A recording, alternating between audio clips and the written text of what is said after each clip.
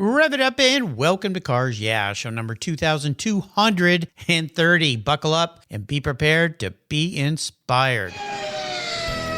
This is Cars Yeah, where you'll enjoy interviews with inspiring automotive enthusiasts.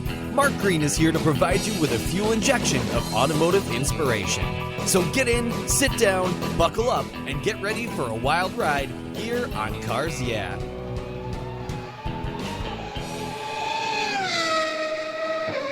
Hello, inspiring automotive enthusiasts, and welcome to Cars Yeah. Today I'm in Mooresville, North Carolina, with a very special guest by the name of Jaxon Bell. Jaxon, welcome to Cars Yeah. Do you have it in gear, and are you ready to release the clutch? I'm ready to go. All right, we'll have some fun. Now, before I get started talking about you and I introduce you, I'd love for you to share maybe one little thing that people don't know about Jaxon Bell. Yeah, well, I don't think anyone knows anything about me to begin with. That's because you're a young man. Other than the fact that I'm the son of Townsend, my dad. Yes. So, but if I'd had to pick one thing that people don't know about me is I was born in the United Kingdom. My dad was over there racing F3000, which is now F2, right below F1. And the time came for me to be born, and I was born in Oxford. So, oh, cool. Interesting fact. Yeah, kind of cool. I know some people I tell I was actually made in Japan, so which is kind of a fun fact for me. But I remember very little of that place. So I did go back years and years later and ended up in the same general area of where my parents were living, which is kind of a neat deal. But do you get back to England very often? I've only been back once. I moved to the States when I was about 6 months old. Oh, wow. Okay. But a good family friend of ours, Otmar Safnauer, who's the team principal at Alpine, I actually grew up next to him in Oxford, or grew up for the first 6 months of my life. And he's been a good family friend. And I'm good friends with his son, Finley, who's playing golf at Dartmouth. Oh, wow. One of the top golfers in England for his age. And so I went back there maybe 4 years ago and spent a week with Otmar and his family, who still live in Oxford. And we toured the town and went and drove by the hospital where I was born, which looks like an old castle compared to the hospitals here. Yeah. So I've only been back once.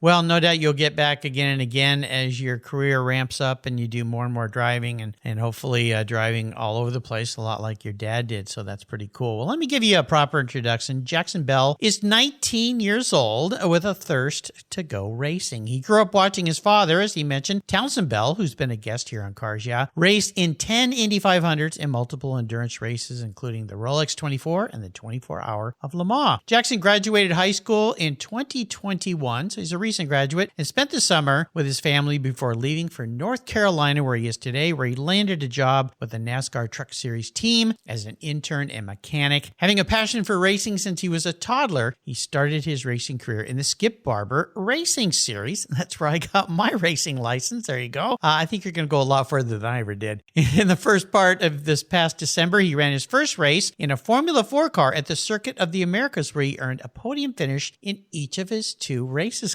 Congratulations, young man. That's very cool. His current goal is to compete next year full-time in the Skip Barber Series. We'll be back in just a moment, but first a word from our sponsors. They put some fuel in the tanks here, so give them a little love, and we'll be right back.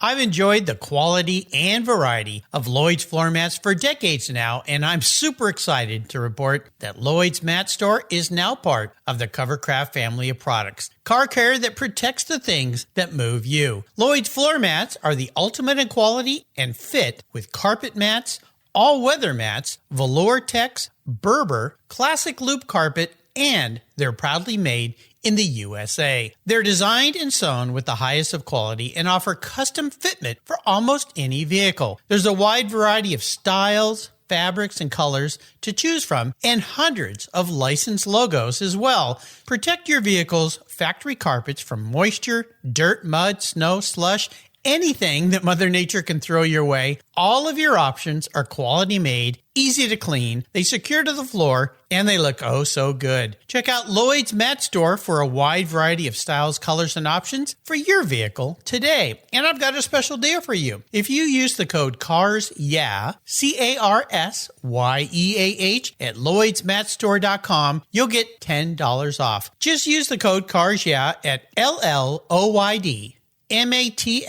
store.com, LloydsMatStore.com, Covercraft and Lloyd's Mats, protecting the things that move you. I was talking with a buddy of mine the other day, and he asked me about American Collectors Insurance. He said, while I listen to you on Cars Yeah, you're always talking about agreed value collector car insurance. Well, I insure all my cars on my regular auto insurance policy, and I've done it for years. Why use a different company for my collector cars? I get a multi-car discount. Isn't that good enough? I suggested he call his carrier and ask how much he would get if his collector car was totaled or stolen. He called back and said, boy, that was a scary conversation. The value of my car wasn't even close to what it's really worth. Thank you for the education, Mark. So don't just hope for a fair claim settlement. Be certain and know exactly what you'll receive with an agreed value policy. American Collectors Insurance has been protecting enthusiasts since 1976. Give them a call today for your personal agreed value quote at 866-ACI-YEAH. That's 866-224-9324. Tell them you're a friend of Mark Green's at Cars Yeah. American Collectors Insurance, classic car insurance, designed by collectors for collectors, automotive enthusiasts just like you and me. That's American Collectors Insurance. You've heard me talk about Linkage Magazine here on Cars Yeah for a couple of years now. Well, they're growing. And in 2023, they're going to grow from 4 issues a year to 6. And there's an opportunity here for you to take advantage of this growth. If you go to linkagemag.com and click on the Renew button, if you already subscribe, you can get a great deal. Use the code RENEW6 for 1 year, and you'll get 6 issues for the price of 4, or type in Renew 12 for 2 years, where you also have a great savings. Plus, they'll even throw in a free Linkage hat. How cool is that? The publisher of Linkage is Donald Osborne. He's been a guest multiple times here on Cars Yeah. He's become a good friend of mine, and I'll tell you, Linkage Magazine is one of those newer magazines that you're going to want to get. It's all about experiences, opinions, and values. It's a wonderful publication, something I look forward to getting. And now that I'm going to be getting 6 a year, even more special. So go to linkagemag.com. Again, use the code RENEW6 or RENEW12 to get that special deal. Do it before December 31st, 2022, so that in 2023, you'll get 6 issues of Linkage Magazine instead of 4.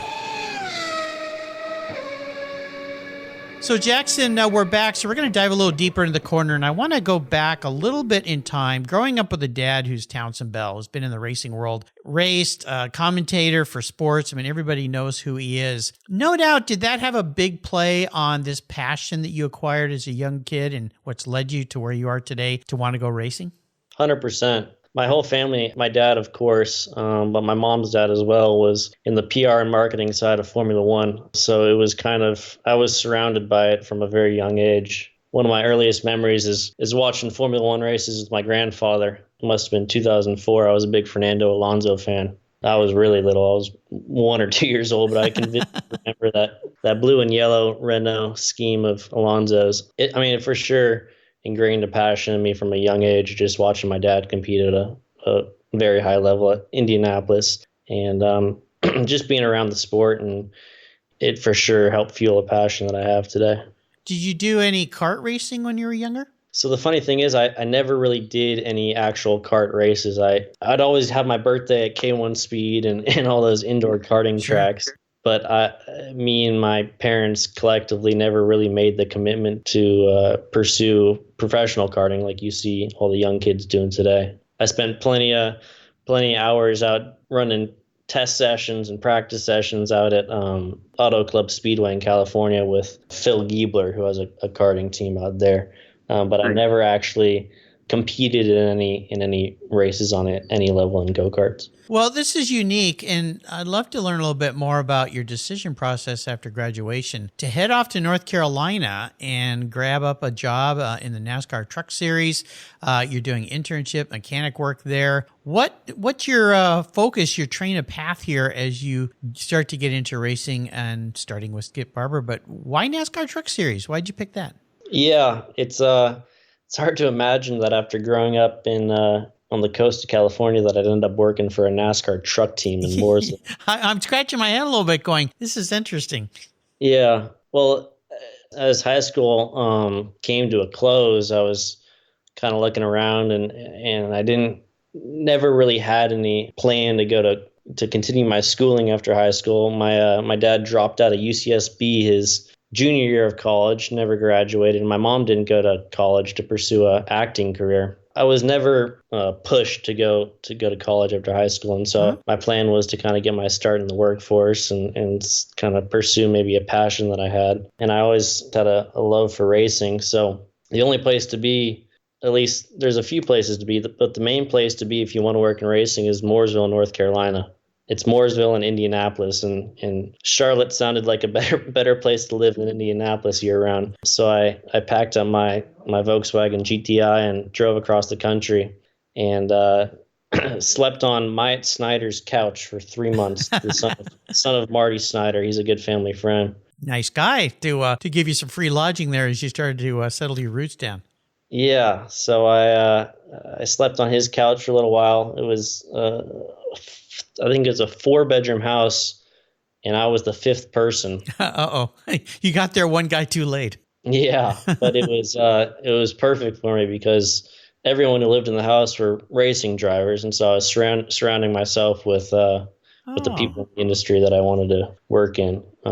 Well, that's cool. Well, the NASCAR Truck Series, talk a little bit about exactly what you're doing there and how you see that as a transfer into finally getting into the seat and doing some driving. Yeah, so I'm working for a NASCAR truck team, and I basically got my start. It's so hard to get a foot in the door in the racing industry as kind of a team member, driver, of course, but I started sweeping floors, working for free for the first 6 months, kind of just doing anything I could to have a position on a team and trying to work my way up. So I started sweeping floors and tearing apart trucks and kind of slowly moved my way up into more of a hands-on position and assembly and helping out at the racetrack. And so I've been doing that for the past year, and that all those things that I've done at the race shop, I think will help later down the line in my racing career as a driver, just because I feel like I'll have a better understanding of what's going on with the car and giving feedback to engineers and really being able to work on race cars every day kind of helps you understand what you're actually driving, what's underneath you. What are some of the things that you've learned during this beginning period working for a race team that have surprised you? I'd say the biggest thing is probably how much work behind the scenes goes into actually getting a car on track. Yeah. Before I ever worked for the team, I was a spectator, like I'm sure a lot of your listeners are, and I only saw kind of the product that you'd get on TV, right? Which is the car going around the track. Right. It's pretty mind-blowing how many hours these guys put in and all the effort and resources it takes to get a race car on track, and let alone get it on track, but have it be competitive and have a chance of winning. Absolutely. I've heard this many, many times, especially based on the many racers I've had on the show, is that old saying, I'm sure your dad has said this too, that many a race is won before you even get to the track. And it's in all that preparation. So I think the other thing that's helped too at the racing, and we've talked about this here on Cars Yeah, is the documentary series. And I suspect you probably watched it, Drive to Survive? I have watched it, yeah. Yeah, I really believe, and it has in my home personally with my daughter, has changed people's perspective who perhaps in the past were not interested in racing because they just saw it as the main guy, the driver, the time on the track, and the champagne bottle, or the defeated guy who didn't quite make it, or the guy who crashed. It brings this whole personality, which you're working in right now, of all the people and the struggles behind the scene. It really, I hate to call it a reality show. That's kind of what it is, but to me, it's much more than that. I think they did a brilliant job. Did you like it? I did, yeah. It's a little, maybe I'm sure a lot of the viewers watch Formula One on a regular basis, so it's almost like for me, it's like you already know what's going to happen in the show just because I've been watching all the Formula One races during the year. But I thought they did a really good job just capturing the intensity and the kind of the raw nature of Formula One. Yeah, I think they did a great job. And more importantly, what I understand, it has brought a large increase in viewership for current racing. And hopefully that will spread out into NASCAR series and all sorts of other types of series as people start to fall in love with racing because of the personal side. Like my daughter, believe me, Jackson, I grew up raising a son and a a daughter. My daughter never had any interest in cars, and now she can tell me all the drivers in F1. She can tell me who won. She'll call me on a Sunday, "Hey, Dad, did you see that?" And I'm like, "Who are you?" Like, Yeah. what? She really loves that whole aspect. So let's talk a little bit about Skip Barber Racing Series. I've had the new owners of Skip Barber Racing Series. As I mentioned, I got my vintage racing license to go vintage racing years ago at Skip Barber at Laguna Seca. They run a tremendous program. Why did you decide to be a part of, I kind of know, and those people who listen to your dad on my show, they'll know, but I want you to tell it from your lips. Why Skip Barber Racing? Why did you choose that series?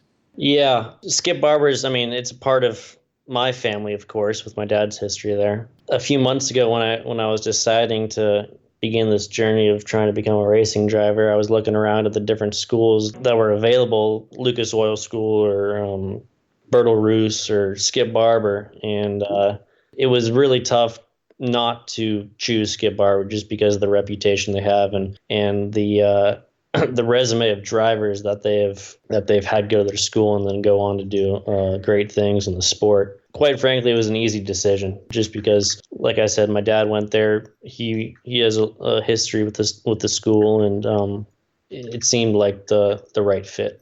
Absolutely. So let's talk about this most recent race.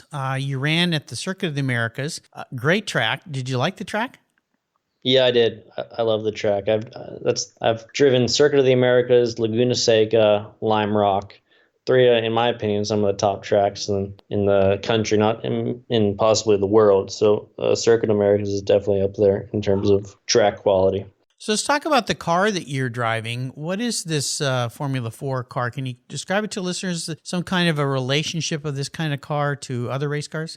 Yeah, so a Formula 4 car is theoretically, you could say it's 4 steps below Formula 1. On the Formula ladder, it's Formula 4, Formula 3, Formula 2, and then you reach Formula 1. So it's a very junior Formula car, low horsepower, but very lightweight. So it's very technical. Teaches you a lot about kind of how to drive a car with a lot of downforce and manage dirty air on a small scale. And did your dad give you some input before you started this venture into racing? He did, yeah. I've been asking him questions since I was a little kid, kind of all leading to the moment I got into a race car. Do you have a racing coach now that you work with? I don't have a racing coach, but I have a lot of really good and talented people around me that I get lots of advice from. So let's talk about your first race there, because this was your first, I'll say real race. You probably had some other runs, but well, kind of take us through a little bit of the process as you first strapped yourself into the car, how you were feeling, what the emotions were a little bit, and then how that first race went. Yeah, well, the first race I felt like I was pretty well prepared. I spent a lot of time on the simulator at home on iRacing, and I spent a lot of time watching video and going over previous races for Skip Barber at Circuit of the Americas, and so I was pretty confident that I could show up and kind of put on a good performance. So the nerves, I mean, of course I was nervous just because I was going into my first race, but it didn't feel overwhelming just because of how prepared I was and doing track days and test days with Skip Barber in the weeks leading up to the race really helped me feel prepared. So yeah, I felt really prepared when I got to the track, and race 1 went well. Finished third after qualifying third. So I got my first podium, my first race, and started third for the second race, and was able to make a move on the kid who actually wound up winning the championship of the whole series for second. So that felt good, and to come away 2 for 2 in my first race weekend, I don't think I could have hoped for a better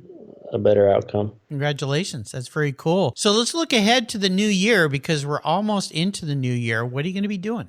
Yeah, so I'll be back running the full season with Skip Barber. It's an 8 weekend, 16 race schedule all across the country. So we confirmed that I'll be running that full season, and then this new Toyota GR Cup series that was recently announced has gotten my interest, and so we're trying to put together a deal to run a few races in that series. And then maybe some stock car stuff, late models or ARCA racing or whatever that entails. I just want to be in a race car as much as possible because of my lack of experience. I think as much seat time is definitely key for me. Well, your job there at the NASCAR trucks, are they going to give you some breaks to be able to go out and do all this? It sounds like you're going to have a very busy year. I hope so. That's something I need to talk to my boss about here shortly. There you go. Well, boss, give the kid a break, okay? Help him out a little bit. Get my priorities straight. Well, yeah, lots of priorities, and that's okay. Sounds like you're going about this in a fun way. Yeah, I like to talk about challenges with my guests, what I call are big challenges that created a situation of extreme learning, let's say. Even if it resulted in a failure, you can look back in a very positive way. Do you have a story that you can share with us so far? I know you're still a young guy, but no doubt you've come up against maybe a couple barriers on your trek along the way. Yeah, I wouldn't necessarily say I have a story of challenges that I've had to face early on in my career. It'd more have to be kind of not really knowing if I'm capable of becoming a racing driver. If it's more centered around kind of self-doubt, and not just because I haven't, this was my first race, so going into it I didn't know what to expect. I didn't know if I was capable of even being competitive. So I'd say the biggest challenge I've faced is just doubting my ability and doubting myself, just because I have no information to base it off of, really. Yeah, you're so new at it. Has there been anything from that emotional side, and maybe emotional is the wrong side, but let's say mental, from that mental side, that your dad's been able to help you think about a way to deal with that? Because I don't think this is anything unique for most racers. I always have said racing is one of those, one weekend you're a champion, the next weekend you're a chump. And right. I say that with tongue in cheek, but I think you know what I mean. You just, you're the top of your game the day you're at the top of your game, and then it's kind of a start over, a reset. Has your dad given you any kind of a mental coaching on how to deal with that as you move forward through your career? Yeah, I think just trying to instill the belief and confidence in myself that he thinks I'm talented. He wouldn't be helping me try and get to a position in racing where I can be successful if he didn't think I had the talent or had the capability. Just having his belief in myself really helps me kind of wrap my head around the fact that I can do it and it is possible. And so that's really been some of the ways that he's helped me believe in myself. So if you could look way down the track, which is what you should do anyway, right? Yeah. And look at your career years ahead, what are some of the top level choices that you'd like to see yourself in as your career progresses? Maybe not in the near future, but in the far future. Yeah. My dream is to race and win the Indianapolis 500, just because of the history there with my family. And just growing up going to that race, it's such a big part of my passion for the sport that it would be my dream to get a chance to qualify for the race. Absolutely. I'd love to race everything. I mean, I'd like to be in a position where I can win. I'm not really interested in just competing. I want to give myself a chance to win. And so whether that's in sports cars or stock cars or Formula cars, wherever I believe I have the best chance to win, that's where I want to be 10 years down the line. Other than your father, of course, do you have an Indy 500 driver, an Indy driver that you really look up to? Yeah, growing up, I watched my dad race and watching some of his competitors. I was always a fan of Thomas Scheckter. I don't know if you remember that name. Wow. Yeah, there's one that's I haven't heard in a long time. Yeah, he was my dad's teammate back when my dad raced for Panther in the Indy Racing League. And Thomas was always very nice to me as a kid, and he was kind of a wild man on track, which I loved because he was super exciting to watch. Thomas Scheckter, Paul Tracy, he's a good friend of ours. I loved his aggression, his personality back when he was racing. So those are a few. Paul was a guest here on the show this past year, and of course, he was one of those racers that is always very controversial when you think back to him. I mean, he pushed a lot of buttons, but he made a lot of a presence known. And of course, that whole debacle Indy 500, where I don't know, in my opinion, he should have won that race. He should have been declared, but nah. Stuff happens. So what can you do? I think there's a term that goes, that's racing.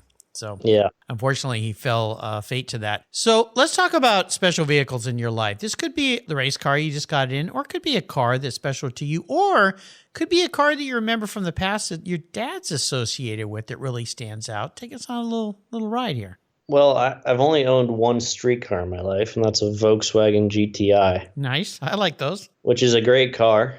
Yep. Got me from Los Angeles to Charlotte with no issues. So I Great. love that car. But a car that probably holds a more special place with me is the original Skip Barber car. Like the Skip Barber just recently acquired these Formula 4 cars. And before that, they were much different. They ran on street tires and had a Dodge Neon motor and was completely different to drive than the Formula 4 car that I'm driving today. So that old Skip Barber car holds a special place in my heart because before I ever went to a Skip Barber school in a Formula 4 car, I went to a Skip Barber school, a 3-day beginner school at Laguna Seca, probably 6 years ago when I was 13 years old, and got to drive that older Skip Barber chassis, which was a great car to learn in. I'm pretty sure that's the one they were using when I got my racing license, and I did their 3-day school in that. And the time I went, they also had a Viper school, so we did a 3-day open wheel school in that, pretty much that same car, and then we did a 1-day Viper school car where we got to do a lot of skid pad stuff and drifting and take it out on the track. And then I got to go to Road America and do another 3-day school there, same thing. In the same kinds of cars, and yeah, those were kind of fun. How would you describe what that was like, that older Skip Barber race car? It was something that I've never felt before in a car. It's the only car I've driven where the only way to go through a corner was on power, because rear end always wanted to lift off the ground and come around, so you always had to keep the car planted. And I was 12 or 13 years old, so I had absolutely zero idea what I was doing. I didn't either. Yeah. So it was definitely a good learning experience. I mean, I made a ton of mistakes, flat spotted a bunch of tires, but it really taught me how to drive a car consistently. They had a great program. They had great instructors, and I really enjoyed it. And of course, love Laguna Seca. I've been there many times to watch races, and specifically the historic races during Car Week. And I got to go around in cars, be a passenger in cars, and drive cars. Even got to drive a street car there one time. So yeah, pretty fun stuff. Well, I'm going to be your car psychologist. I'm going to crawl into your head a little bit here, Jaxon. If you were reincarnated, pun intended, as a car, could be a race car too. Not what you want to be, though. This is how you perceive the kind of personality you are in some type of vehicle. What would you be and why? That's a tough one. My personality is, I feel like I'm pretty quiet and reserved and kind of very observant. So I'd say definitely something not super flashy or over the top. I'd probably say maybe I'd be more like a Tesla. Like I'm quiet, but I'm fast. You know what I mean? I like that. Yeah. Well, and good for the new age here with electric cars coming on strong. Yeah. And while we're on the subject, I want to get your opinion because I just had a guest on the show recently who's a 29-year-old. He's got a company over in London, electric vehicle company. And I started asking some of my younger guests this question because I love your opinion on it. EVs. What's your opinion on this massive push into the world of electric vehicles? Yeah, I think from a customer standpoint, I've always enjoyed driving and being a passenger in an electric vehicle. It's quite a peaceful experience. No sound, especially a road trip or whatever. So from a customer standpoint, I like the idea of it. But I hope that it's many years down the line before they ever introduce a fully electric race car. I'm not a fan of the Formula E concept. I think what makes race cars so great and something that got me hooked from a young age was the sound and smell of the motors. So from a consumer standpoint on the street, I have no problem with them. I enjoy riding in them and driving them. But from a racer's mind, I hope we stick to gasoline. Yeah, I like the sounds too, most definitely. So, is there a great book that you've read you'd like to share? We love books here at Cars, yeah. Yeah, a book that I really enjoyed reading was The Sheer Force of Willpower, which is a book about the IndyCar driver Will Power. It talks about his story and his journey from growing up as a young kid with with not a whole lot, and him and his dad going go-karting over there, and then making his way over to the States where he of course, had a ton of success in open-wheel racing. Well, I don't think anyone's ever recommended that book, and I can't remember the last time I heard his name mentioned, so you brought a new one to Cars. Yeah, I appreciate that. What a name for a book title like that. Willpower, right? It's like, wow, that worked out great. So the Ultimate Drive, I'm going to enable you to go on the Ultimate Drive. I'm going to buy you any vehicle. If you want a race car and you want to take it on a track, we can do that. If you want to go on a street ride, I know in our pre-show chat, you talked about you and your dad going on a motorcycle ride together. So I'm going to buy you anything you want. You can go with anybody you want, including somebody from the past, or even somebody who's no longer with us, which that opens up the world. So what does the Ultimate Drive or ride look like for you? Yeah, I'd have to go with car, a track, and a race. Okay. And that'd be Dale Earnhardt Sr. at Talladega in a big pack of 40 Winston Cup cars. Oh, my gosh. I think that would be just for sure a once-in-a-lifetime experience. I can't imagine back in the day with how little safety measures they had and the speeds they were traveling, and of course Dale Sr. at the wheel. I think that'd be special. Yeah, no kidding. Hold on, buckle up. Holy cow, that'd be crazy. I don't know if I could do that one or not. I don't drive too well in the right seat. I've been in 2 cars on tracks in the right seat that crashed. And so I don't get in other people's cars on tracks anymore. I don't know if it's me or just them, but it doesn't work out very well. So one of them, we ended up upside down. So there you go. So you've taken us on a fun ride today. And Jaxon, thanks for sharing this beginning part of your life journey in racing. I hope to have you back sometime, maybe a couple years down the road, and we'll talk about successes and all the fun cars you're doing and the things you're doing. But it's fun for me to have somebody who's just starting out in a passion career of their choice, and the fact that it's a father-son deal that's been here. I've had several father-sons, even some father racers and daughters. Lonnie Unser, I should say. Lonnie Unser was one of them. So I had an Unser on the show as well. So I think that's cool. Before you let you go, though, could you share parting words of wisdom or inspiration with us?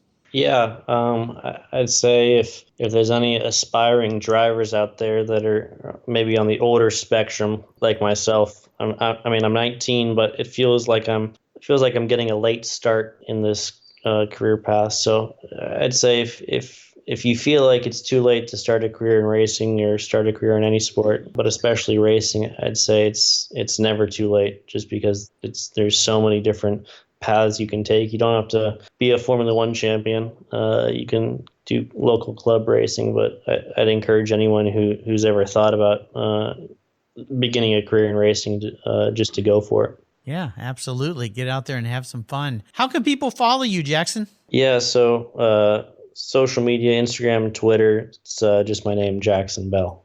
So it'd be great if you give me a follow and help me boost my profiles. There you go, listeners. Let's help out a young racer meet his goals. And Jaxon spells his name Jaxon, last name Bell. That's an easy one, so you can follow him. I'll put links on his show notes page. Jaxon, thanks for spending some time with me today. I wish you and your family a very Merry Christmas. Until you and I talk again, I'll see you down the road. All right, Mark. Thanks for having me. You're welcome. Thank you. Thank you so much for joining us on today's ride here at Cars Yeah. Drive on over to carsyeah.com to find show notes and inspiring automotive fun.